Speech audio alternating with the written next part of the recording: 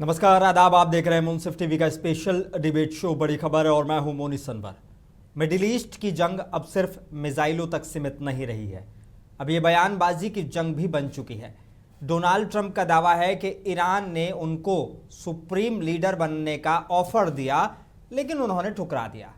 वहीं ईरान ने भी इसका जवाब दिया कि ट्रंप की शर्तों पर जंग खत्म नहीं होगी। ये प्रस्ताव धोखा है, यानी एक तरफ सियासी बयान, दूसरी तरफ सख्त शर्तें। ईरान ने सीज फायर के लिए 5 शर्तें रख दी हैं और उन्होंने कहा है कि इन्हीं 5 शर्तों पर बात होगी। जो 15 शर्तें पाकिस्तान के हाथ भेजी गई हैं उन पर कोई बात नहीं होगी, वो एक तरफा है। तो सवाल ये है, क्या ये जंग अब डिप्लोमेसी से ख़त्म होगी या और भड़केगी? क्या ट्रंप का बयान कूटनीति है या दबाव बनाने की एक कोशिश? इन्हीं मुद्दों पर आज होगी सबसे बड़ी चर्चा। हमारे साथ है मेजर हिमांशु, डिफेंस एक्सपर्ट हैं, और शिवाजी सरकार, सीनियर जर्नलिस्ट। आपका इस्तकबाल है शिवाजी सरकार साहब। मेजर हिमांशु भी जल्द हमारे साथ जुड़ेंगे, उनसे भी मैं चर्चा करूंगा। लेकिन शिवाजी साहब, सबसे पहले आपकी तरफ आऊँगा और सवाल बड़ा अहम है। अहम इसलिए भी क्योंकि पिछले कई दिनों से जो माहौल हम देख रहे हैं, उसके बाद कभी लगता है कि बहुत जल्दी चीज़ें सुधर जाएंगी और कभी लगता है कि नहीं, अभी तो ये लंबी चलने वाली हैं। शिवाजी साहब, ईरान का जवाब जो अब दिया गया, पाकिस्तान ने टेबल पर उनके सामने 15 शर्तें रख दी अमेरिका की तरफ से, और पाकिस्तान ईरान की तरफ से जो है पाकिस्तान को कहा गया कि ठीक है, चीज़ें बीच में कर सकते हैं आप। लेकिन ईरान का जवाब काफ़ी सख्त है।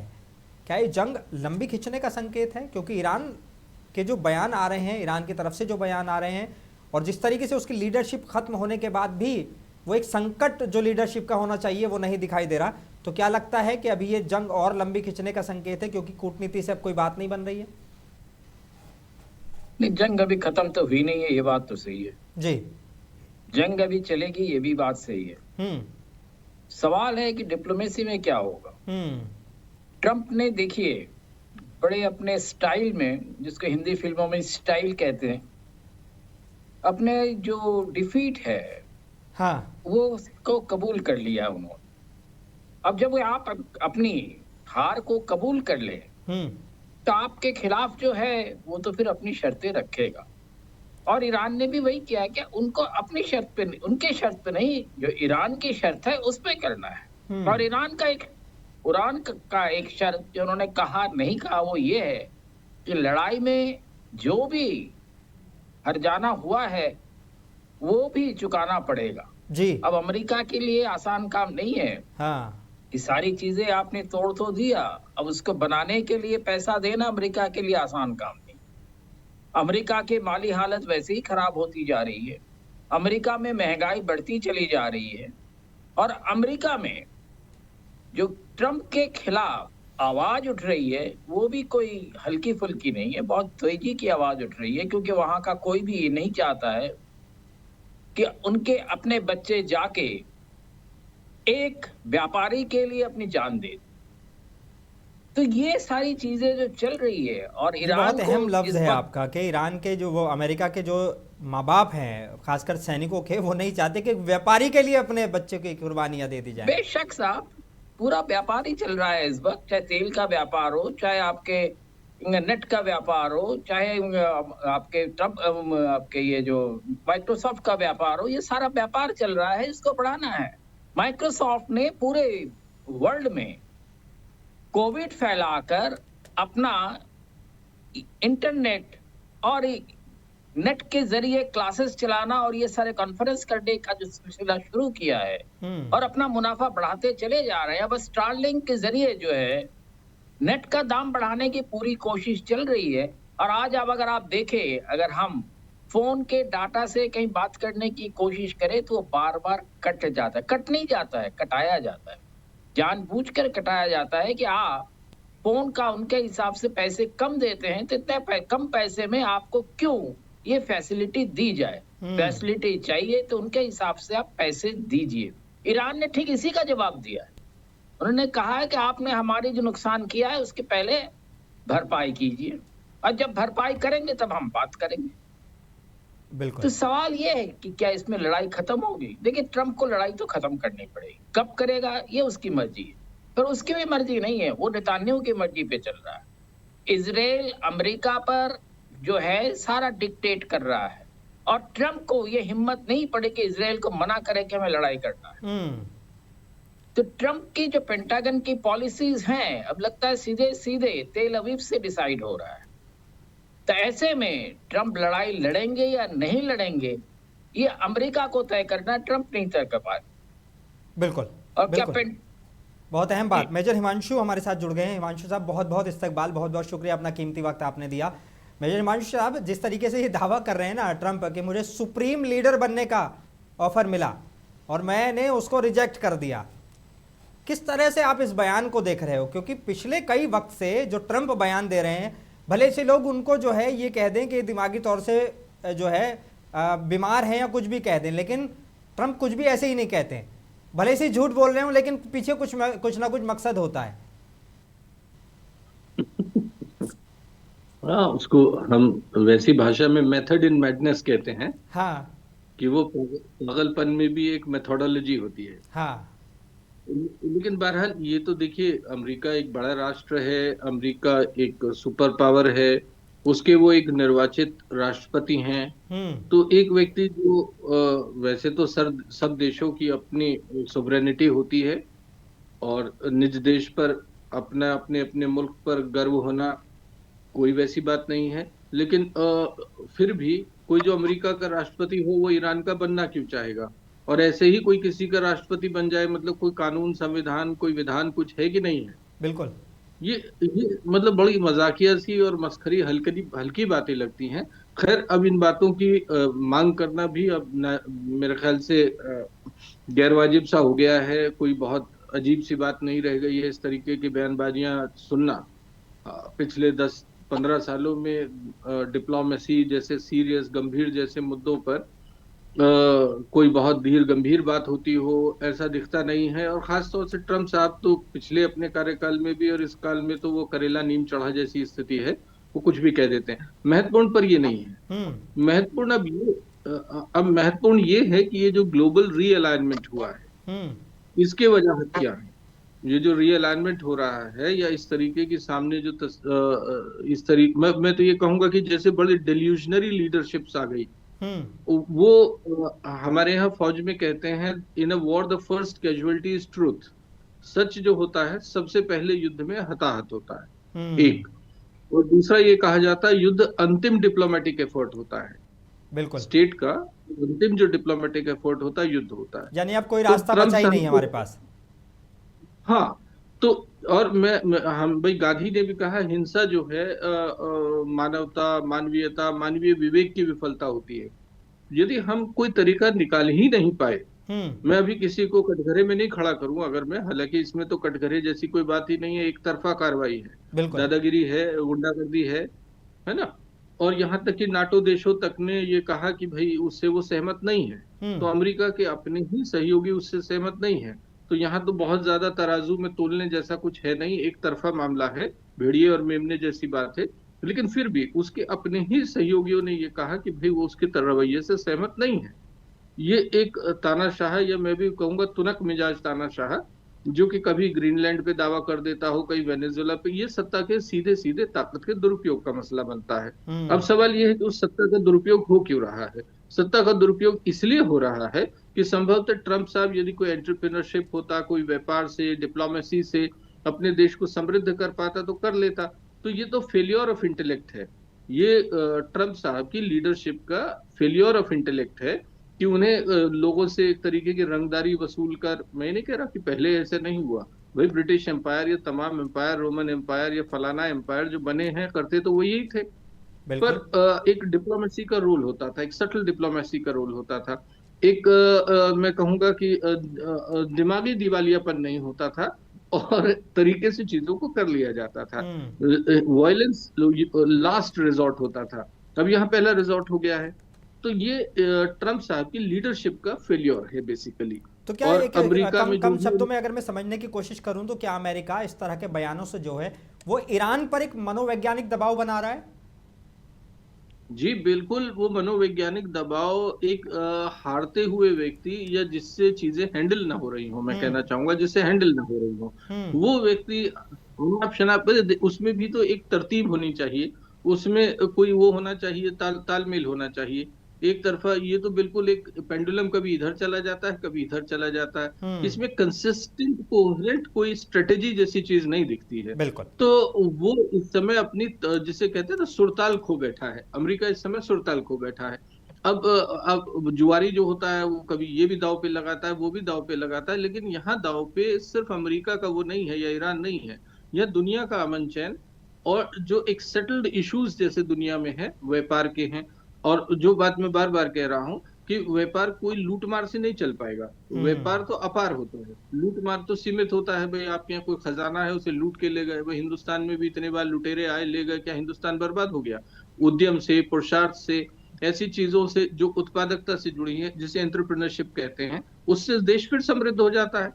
भाई इतने साल ये आए, सारी दुनिया को लूटा, हिंदुस्तान को खास तौर पे लूटा, अंग्रेज ले गए, तो क्या हिंदुस्तान खत्म हो गया? इतनी बड़ी प्रचुर मात्रा में मानव संसाधन है, प्राकृतिक संसाधन है, हम फिर उभर गए।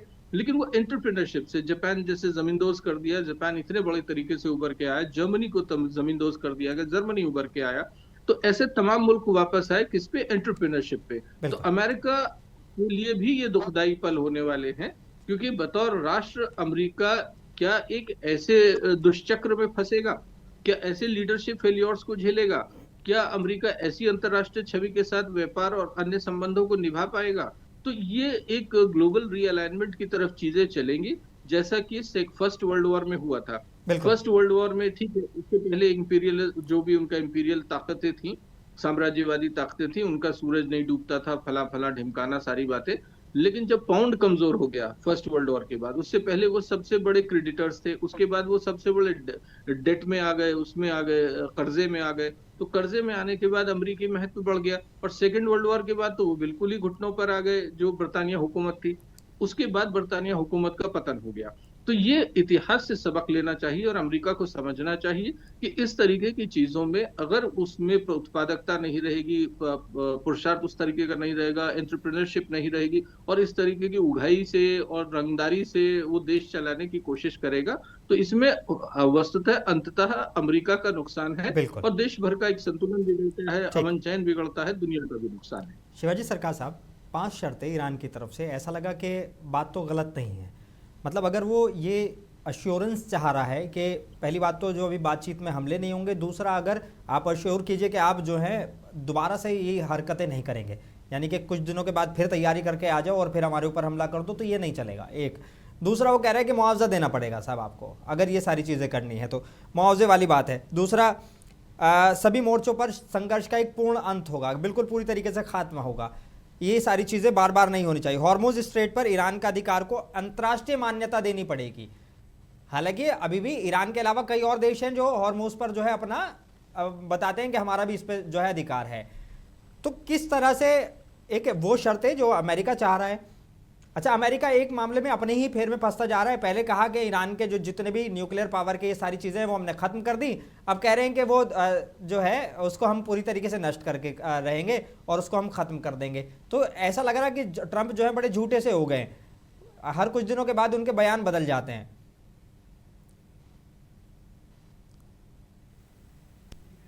अनम्यूट कर लीजिए शिवाजी साहब।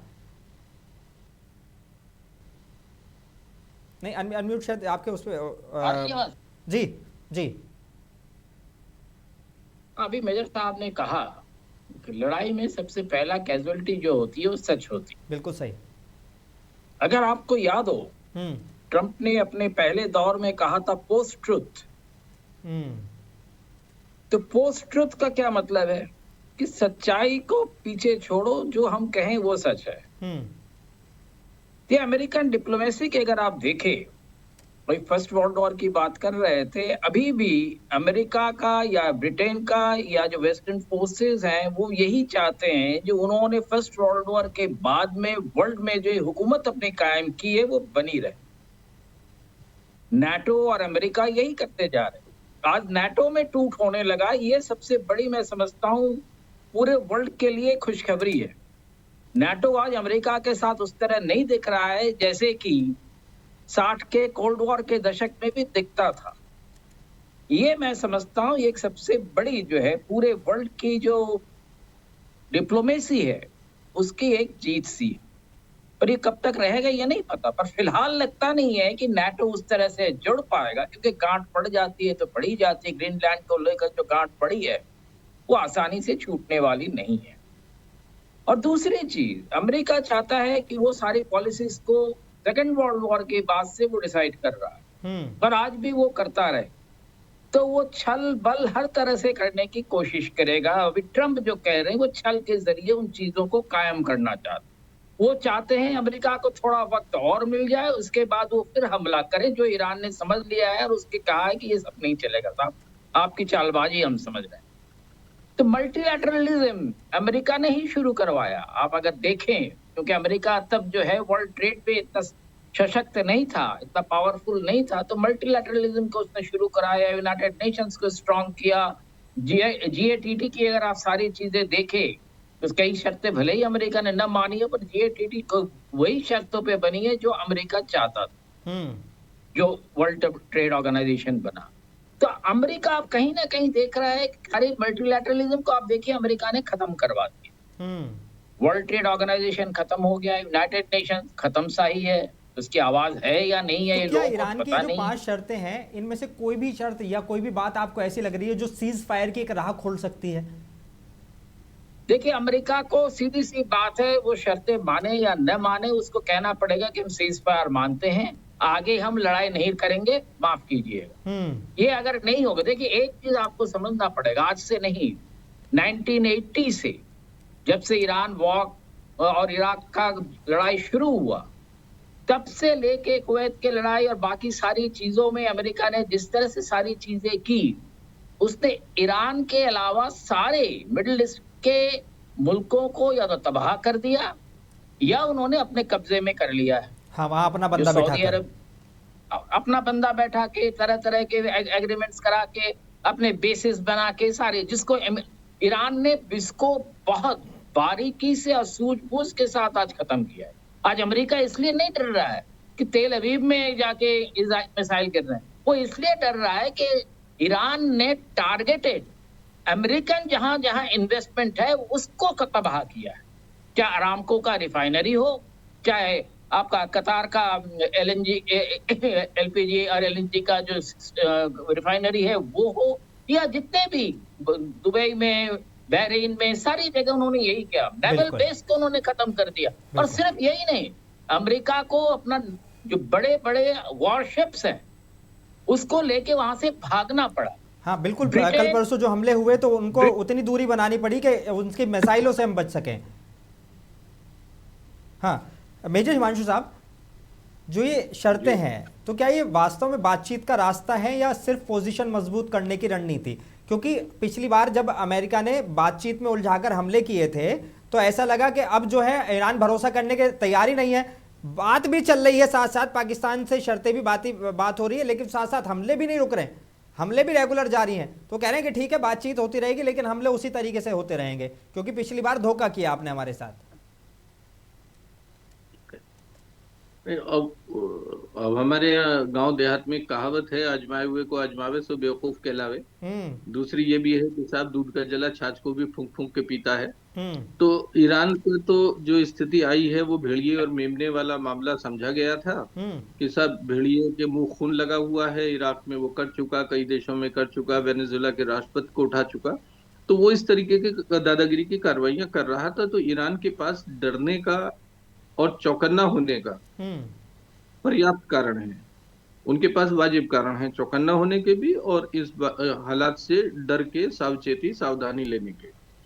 लिहाजा यदि वो कर रहे हैं, और इस समय भाई अगर मिजाज से देखा जाए तो एक बात तो माननी पड़ेगी, कम से कम वो अपने सम्मान के प्रति, देश के सोवरेनिटी के प्रति उनका, आप उनसे इत्तेफाक रखें न रखें, लेकिन ये तो मानना पड़ेगा कि वो हर हद तक जाने को तैयार हो गए और एक ऐसे ताकत के खिलाफ जिसमें दुनिया सरेंडर कर रही थी उसके खिलाफ वो खड़े हुए। इसका क्रेडिट तो देखिए आपको उनको देना पड़ेगा। सही है। एक बात और जो मैंने कहा कि जब आपस में एक अविश्वास होता है, अब इसमें विश्वास की तो उनके पास कोई कारण है नहीं, ये तो मैं कह रहा हूँ यदि कारण भी होता है, एक चीज होती है क्रेडिबिलिटी।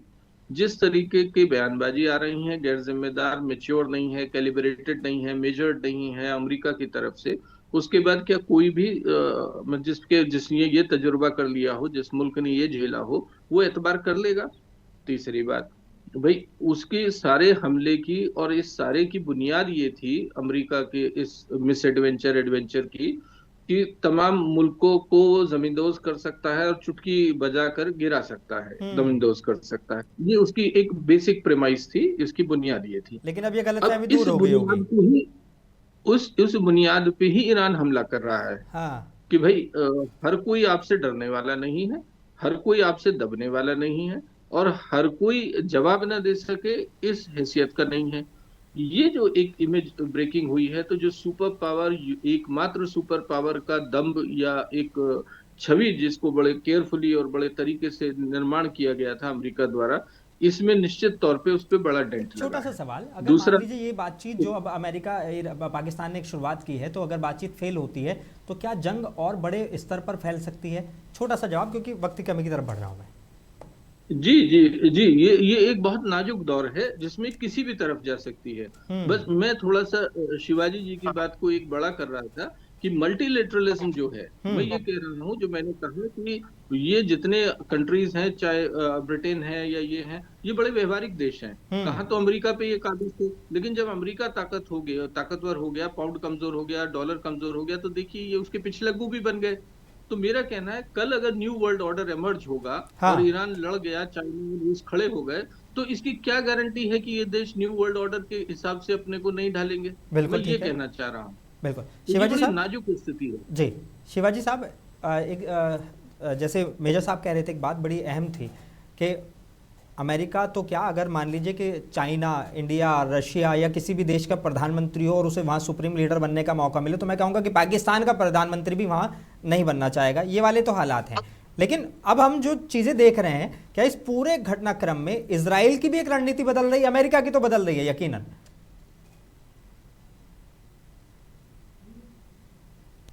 अनम्यूट कर लीजिए प्लीज।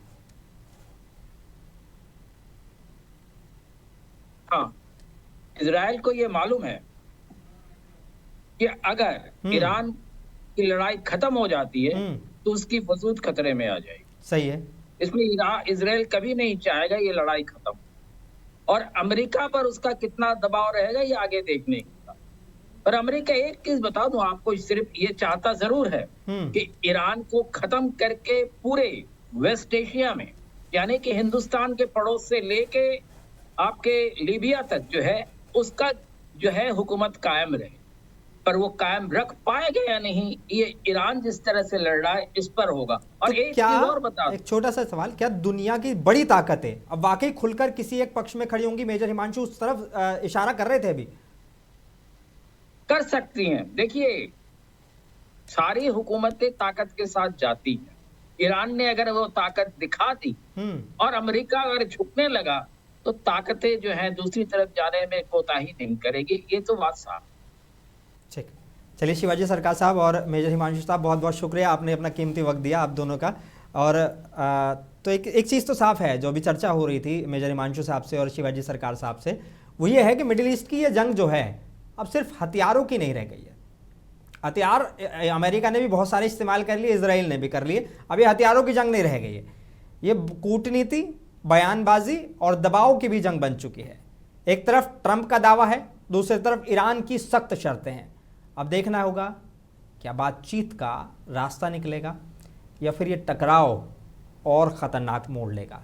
इसी के साथ बड़ी खबर में आज के लिए बस इतना ही। मैं मोनी सनवर आपसे इजाज़त चाहता हूँ। आदाब।